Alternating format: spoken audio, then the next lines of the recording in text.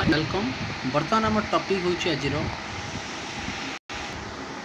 दशम श्रेणी the solitary ripper पाठर प्रश्न उत्तर आलोचना आम आज सकाळे पिलामाने द सॉलिटरी रिपर पाठटी को भल भाव पढ़ी थे। आशा करछि बुझी एवं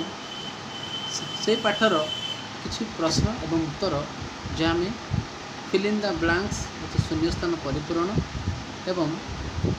right answers in a single word किछि एक पदरे प्रश्नोत्तरी जो आमर डाउट गुड़ाक अच्छी प्रश्न गुड़ाक अच्छी से गुड़ाक उत्तर गुड़ाक बर्तमान आम देखा। बर्तमान टॉपिक आम आरंभ करवा। जो मैंने आमर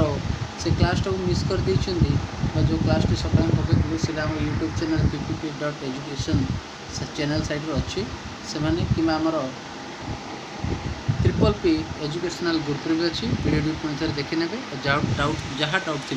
से संपर्क में बुझी ने। तो बर्तमान आम क्वेश्चन आंसर संपर्क में डिस्कसन करवा। तो प्रथम क्वेश्चन होची आंसर गुड़ा सिंगल वर्ड कि सेंटेंस लिखापी आमर प्रथम question is the poet of the poem The Solitary Reaper। पहले यही सोलिटरी रिपर पोएम कवि किए? तो आंसर होची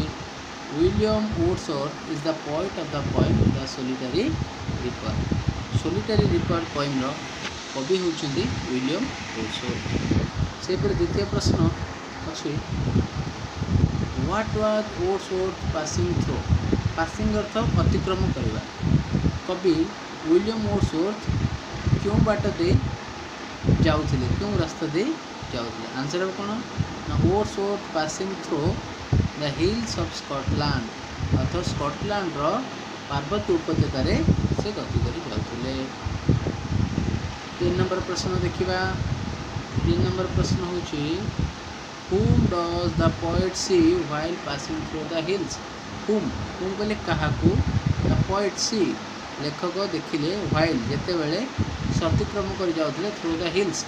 पहाड़ ऊपर जो से अतिक्रम कर जाउथिले से काहाकू देखिले हम सब डिस्कशन करथिले। The poet saw a young farmer girl while passing through the hills who is a single in the field। कवि पार्वती उपत्यका दे गति कला बेले गोटे झील को देखिले जी के एकाकी कौन करता खेतर फील्ड रे से काम करथिला। तो देखो झील भी देखी। नेक्स्ट क्वेश्चन जीवा। प्रश्न होची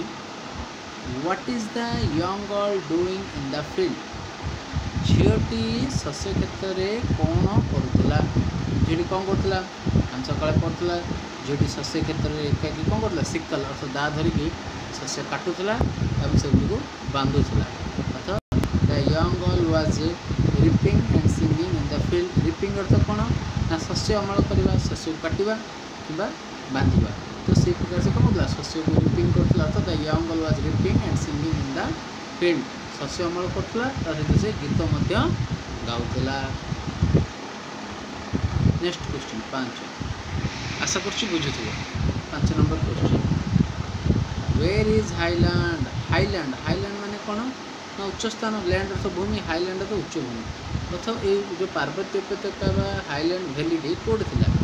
the highland valley in Scotland. Scotland देश रे हाईलैंड वैली थिला। नेक्स्ट क्वेश्चन 6 नंबर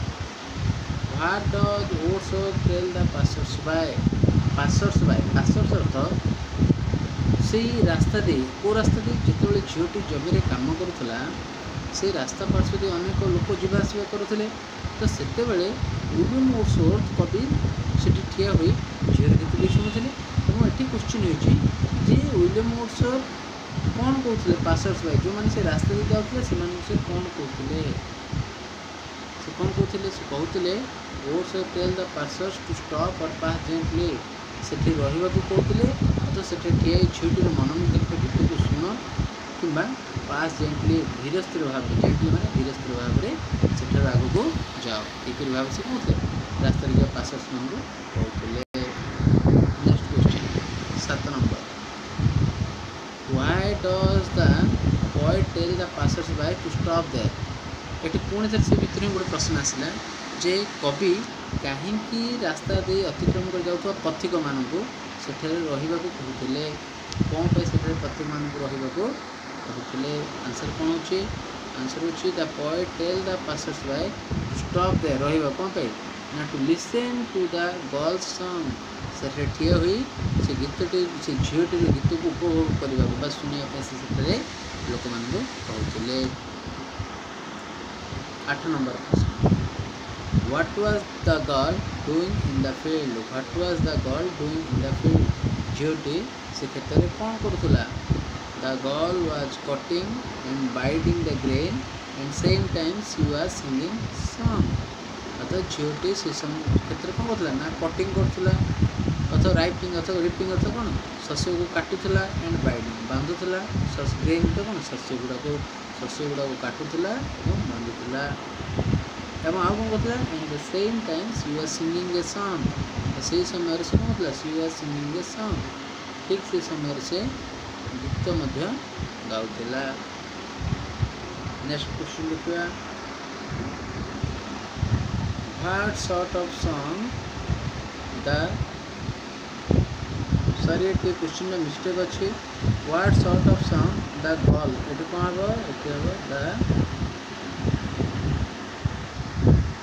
ये मझे द गर्ल हम द गर्ल वाज सिंगिंग तो what sort of song the girl was singing ये गर्लटा मिस हो जाए समस्त गर्ल लिख what sort of song the girl was singing ये लिख गर्ल जो मैंने ये मिस हो जाए गर्ल यूज कर what sort of song the girl was singing क्यों गीतटी झीटी गाउला आंसर कौन अच्छे the girl was singing a sad song झीटी गोटे दुखपूर्ण गीत गाउला है बुझा 10 number what was girl song like झीटीर गीत किभली भावे अर्थात झीटीर गीत किभली भावे लगुला किभली भावे गीत गुड़िक थिला the girl was singing a melodious song झीटर गीत कौन थिला ना मेलोडियस अर्थात मनमुग्धकर अर्थात सुमधुर गीतटी झीटी केमती गाउला ना ता गीतटी सुमधुर एवं सुंदर मन को मुग्ध कला बड़े गीत गुड़िक से गाउला melodious song the girl was singing melodious song next what is next question what is flooded with the beautiful voice of the girl flooded flood अर्थ कौन फ्लूड अर्थ हम जाने बन्या ये कि बन्या तो हेनी फ्लूडेड अर्थ फ्लटरिंग फ्लटरिंग अर्थ प्रवाहित हवा गुंजन सृष्टि करवा अर्थ ये पचे beautiful voice of the girl झीटीर से जो सुंदर स्वर से जो गीत गाउला से सुंदर स्वर जो गीत संगीतर स्वरटी क्योंटी फ्लूडेड अर्थ क्यों इकोड होता प्रतिध्वनित होता क्यों गुंजरित होता आंसर कौन हम in the entire valley answer केमती लिखा the beautiful voice of the girl flooded in the entire valley next class खाता चेक करी तुम मानकर एटा what is flooded with the beautiful voice of the girl ना आंसर लिख the beautiful voice of the girl flooded with the entire valley next question देखिए Which two birds are described in the poem The Solitary Reaper? Solitary Reaper poem रे क्यों दुईटी पक्षी को कथा को कहा जाइए आम जाने नाइट एंजल अर्थात गोटे यूरोपीय पक्षी एंड कुक अर्थात कोईली ये दुईटी पक्षी को से झीटर गीत सहित तुलना कराई दुईटर पक्षी को एठारे दृष्टांत रूप में उदाहरण रूप में दिया जाए आंसर के लिख The two birds are nightingale and cuckoo are described in the poem The Solitary Reaper. Kala next. Which bird sing welcome notes? Which bird sing welcome notes? क्यों पक्षी गुड़िक वेलकम नोट्स वेलकम अर्थ आम जानी स्वागत कि एठारे पाठ वेलकम अर्थ pleasant अर्थात notes अर्थ song अर्थात क्यों पक्षीटी प्लीजेंट सॉन्ग अर्थात आनंदर गीत गाउला अर्थात आंसर कौन हम नाइटेंगेल बर्ड्स सिंग वेलकम नोट्स नाइटेंगेल बर्ड्स सिंग वेलकम नोट्स। ये जो वेलकम है कहीं पे हम जानी पढ़ी जे जितेबले आरबियन डेजर्ट्रे अथवा आरब देशर ततला बाली मरुभूमि जितेबले पथिकटी चली चली क्लांत हो आसे सेतेबले से नाइटेंजेल पक्षी गीत को शुणी तार क्लांत कमी थाए तार हालियाटी कमी थाए ता मन को आनंद मिली थाए से भाव कौन करता से क्लांत हो जाइए पथिक मान स्वागत करे तार संगीत मध्यम से ये वेलकम नोट्स किए गाइबा कथा कही नाइटेंजेल पक्षी गाइबा कथा कही। Next question, why does nightingale sing so sweetly? Nightingale पक्षी गुड़िक कहीं मधुर भाव में गाइबा कथा कही कहीं nightingale sing to sweetly to welcome and soothe the tired travellers. बर्तमान तुम कही कहीं से गाँची ना स्वीटली मधुर भाव में टू वेलकम स्वागत जनवाक आनंद देवाक प्लेजेंट देवाक एंड सुथ द ट्राइड और मन को सुथ द ट्राइड अथवा क्लांत को हल्का करवा सुथ करने कमेवा ट्रावेलर्स यात्री मान जो यात्री मैंने सुदूर आरब मरुभूमि में यात्रा करी थकी आसी था सेगुड़िकर मन को टी आराम देवाक आनंद देवाक नाइटेंजेल पक्षी मैंने कौन करते मधुर भाव में गीत गायन करते। To take rest shady place shady place shady अर्थ छाई स्थान गुड़िक एमंग आरबियन सैंड आरब देशर जो मरुभूमिस्थ बाली रे आसला बेले जिते सेडी प्लेस छाई स्थान गुड़ाक पड़े मरुभूमि गच न थाए कि जो स्थान भी किसी गच से मिले छाई मिले से क्यों मैंने रेस्ट नियंती को मैंने the tried group of travellers अथवा क्लांत होता से यात्री मैंने जो मैंने मरुभूमि चल चली आसुता। एवं नेक्स्ट देखा whom with the poet compared the girl song कहा सहित कवि तुलना कर झीर गीत को कवि क्या तुलना कर कवितार the poet compared the cuckoo and nightingale birds sweet sing with the girl singing तुम एमती भी लिखिपर the poet compared the girl song with the cuckoo and nightingale झीटीर गीत को कवि एठारे कोईली माने कुको और नाइटेंजेल पक्षी सहित तुलना कर कोईली और नाइटेंजेल पक्षीर गीत को कवि एठारे झीटीर गीत सहित तुलना कर which bird next question which bird can disturb the sea silence समुद्र सीज कले समुद्र साइलेंस कले नीरवता को क्यों पक्षी भांगी थाए क्यों पक्षी समुद्र नीरवता को भांगी थाए आंसर होची कुको कोईली जो पाठर कह कोईली जे कि समुद्र नीरवता को भांगी थाए। नेक्स्ट आउ जदि एठार क्वेश्चन होता कहार गीतटी से भैलीर नीरवता को हाईलैंड नीरवता को भग्न करूला पहले आंसर कौन था द गर्ल्स सिंगिंग झीटीर गीत हो वी सीजन द कुको सिंग कुको क्यों गीत क्यों ऋतु अर्थात सीजन तो ऋतु क्यों ऋतु कोईली गीत गाए स्प्रिंग स्प्रिंग कहले बसंत ऋतु कोईली गुड़ाक गीत गाती। Next question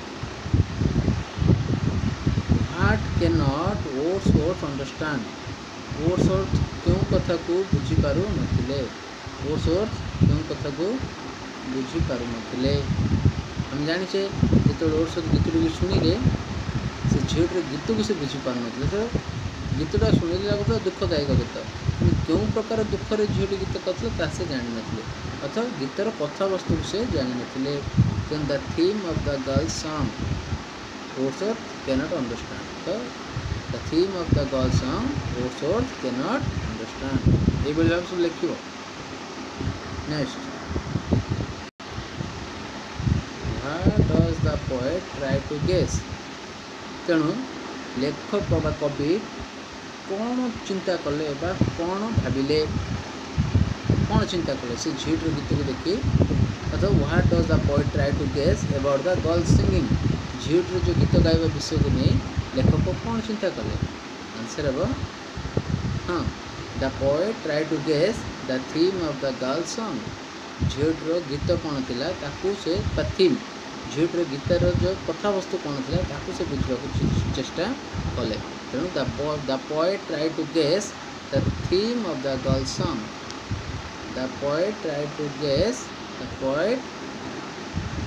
guess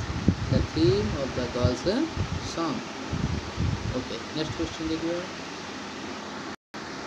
What according to poet had no ending. कवि को कहवा अनुसार कहार परिसमाप्ति न थाए नो एंडिंग परिसमाप्ति न थाए तो the ripper song eighty reapers कहले शस्य अमलकारी बा से गाउंडी झीटी जी की शस्य उत्पादन करथिला से गीतर परिसमाप्ति न थाए कहीं समाप्ति न थाए कहते कौन झीटी कौन से गीत गाइबा के बंद करेंगे निश्चित भाव गीतटी हुए तो झीटी बंद कर किंतु से जो गीतर जो सुमधुर कंठर से जो गीतटी गाई तार मूर्छना जो कवि मन भितर रही जाइए सब मन को आंदोलित करुव जदिव से झीटी गीत कर्णरे केवे न पड़े तथापि से गीतर भावना एवं तार सुमधुर कंठर स्वर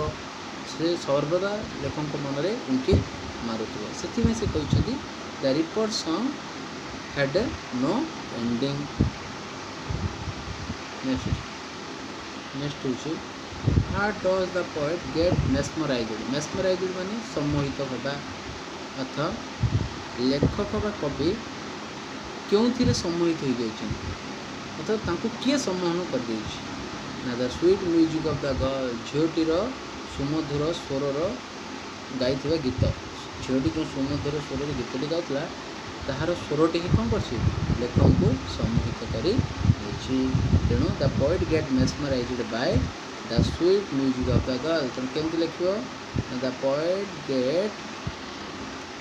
poet get mesmerized by the sweet music of the girl. Next question लिखा what does the poet carry with him in his heart कवि तांको हृदय रे कौन बहिकी बा कौन रखिकी नेबा कथा बही नेबा कथा कह कैरी कौन से बही नहीं से तो कौन से वस्तुटे भू नथिले सेठा कौन बहिबा कथा कह से झीटीर सुमधुर गीतर सुमधुर कंठ स्वरटी को से नेबा कथा कह तो the music of the girls melodious song कौन लिख ना द पोएट तुम लिख देख the poet carry with himself the music of the girls melodious song in his heart. तेणु ए भर प्रथम सब्जेक्ट रहा सब्जेक्ट द पोएट बोई ना कौन ना music of the girls melodious song से झीटर सुमधुर गीतर स्वरटा को निज मन भर धारण कले कौन कले इन हिज हार्ट हृदय तक स्थान. Next what does the girl live the poets mind एवं झीटी लेखक कविंकर मन भितर क्यों प्रकार भावना बा इम्प्रेशन ये पिले ये जो लिव अच्छी ये लिव कर गोटे वर्ड मिस अच्छी ये इम्प्रेशन रही ये देखुचे आम ये इम्प्रेशन IMPRESSION कौन छाड़े कि प्रकार इम्प्रेशन छाड़े झीटी लेखक मन में कि प्रकार इम्प्रेशन कले भावना आंसर कौन हम एन एवरलास्टिंग इम्प्रेशन चिर भावना चिरस्थायी भावना जो भावना कि केवल परिसमाप्ति नाला कारण झीटी जो गीत गाई से गीतर जो सुमधुर कंठर स्वर लेखक मन को मुग्ध कर तार भावना लेखक मन के लिभार नाला केवे से भूली पारे ना से झीटर से सुमधुर कंठ स्वरूप ठारे एवरलास्टिंग बोली कहुछि.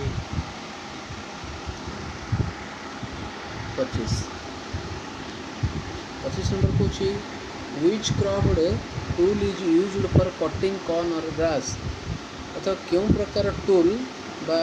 जंत्रपाति कौन से शस्य को काटिया आम व्यवहार करुचे अथवा शस्य कि घास को काटिया व्यवहार करुचे जो वक्र थी बंका थी गोटे वस्तुटी ताकू कौन कह जाए सिकल अर्थात आंसर कौन हम the cropped tool is used for cutting corn और grass is a sickle sickle अर्थ दा। नेक्स्ट देखिए भोकाबुलारी किसी भोकाबुलारी आस तुम ये पाठरे जो गुड़ाक आम सिंगल वर्ड रूप नहीं बी होल्ड माने कौन बी होल्ड माने आज पाठ पढ़ला बेल कही सी अर्थ देखा कवि केमती से झीटी को देखिए से स्थिर हो जाता सुमधुर गीत को शुणी और अन्य पथिक मैंने से रास्ता दे जाऊँ से भी कहते सेठार स्थिर रही गीत शुण कि धीरे स्थिर भाव में अतिक्रम करके जाओ कारण से झीटी को डिस्टर्ब कर तो से क्षेत्र में बी होल्ड यूज होता प्रथम स्टांजार प्रथम वार्ड ही बी होल्ड तार अर्थ हो सी। नेक्स्ट हूँ वेलकम नोट्स नाइटेंजल पक्षी अरेबियन सेंट चली आसुवा प्रथकांत विजिटर बा ट्रावेलर मान को मन को मुग्ध करने जो से गीत गाए ताद्वारा कौन से आनंदित होती क्लांत भारसाम्यटा कमे ताहूँ कौन वेलकम वेलकम अर्थ प्लीजेंट नोट्स अर्थ सॉन्ग वेलकम नोट्स अर्थ प्लीजेंट सॉन्ग। नेक्स्ट हूँ वेरी वेरी अर्थ हालिया बा ट्राइड और बैंड्स अर्थ दल तो ट्राइड ट्रावेलर्स अर्थ अरेबियन सेंटर चली आसुवा से दल बा से लोक मान समूह को कहुई वेरी बैंड्स अर्थ ट्राइड ट्रावेल्स से। नेक्स्ट हूँ प्लेंटिव नंबर्स कहले सेड म्यूजिक प्लेंटिव कहले सेड प्लेंटिव नंबर्स कहले सेड म्यूजिक अर्थात दुखपूर्ण स्वर दुखपूर्ण संगीत। सेपरी हम्बल ले कहले कौन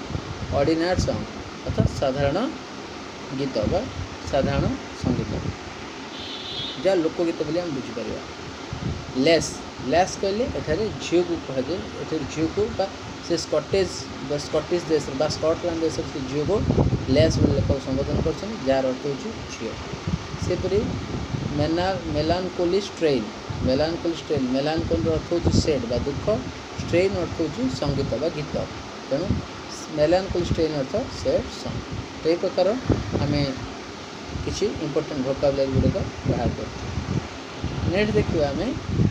फिल इन द ब्लैंक्स शून्यस्थान पूरण कर। William Wordsworth was a great lover of days William Wordsworth जड़े कहार प्रेमी थे यह कवि परिचय देछि। William Wordsworth was a great lover of nature a thing of beauty is joy days माने सुंदरता भलिबा गोटे वस्तुर सुंदरता केते दिन पर्यंत रहे ना से सदा सर्वदा चिरस्थायी होकर रही था। ए thing of beauty is joy for ever एवं गोटे से वस्तुर सुंदरता चिरदिन हो रही है गोटे वस्तुर सुंदरता जिते गोटे प्रकृति बा सुंदर स्वरर